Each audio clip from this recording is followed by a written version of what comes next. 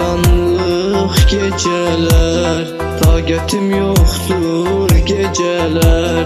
Gəlmə qaranlıq gecələr, taqətim yoxdur gecələr.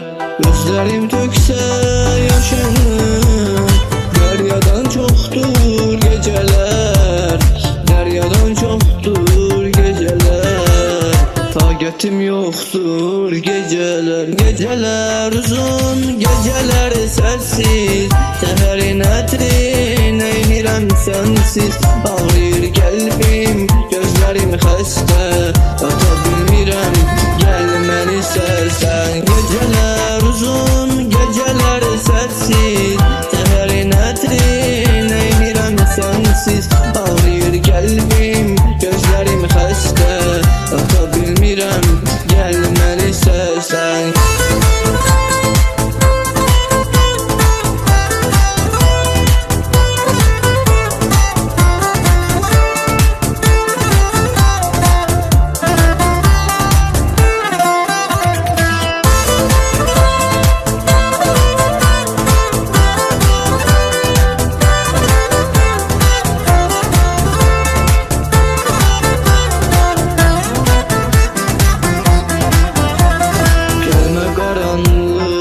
Gecələr, taqətim yoxdur gecələr.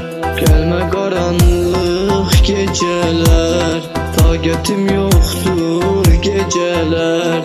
Gözlərim töksə yaşını, dəryadan çoxdur gecələr, dəryadan çoxdur gecələr.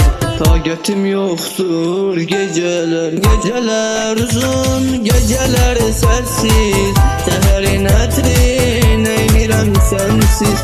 Ağrıyır qəlbim, gözlərim xəstə, ata bilmirəm, gəl məni sərsən. Gecələr uzun, gecələr səssiz. Səhərin ətrin eynirəm sənsiz.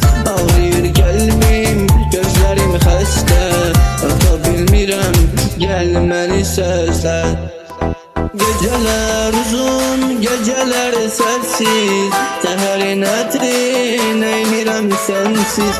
Ağrıyır qəlbim, gözlərim xəstə, ata bilmirəm, gəl məni sərsən. Gecələr uzun, gecələr səssiz.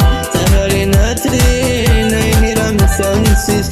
Ağrıyır qəlbim, gözlərim xəstə, ata bilmirəm, gəl məni sərsən.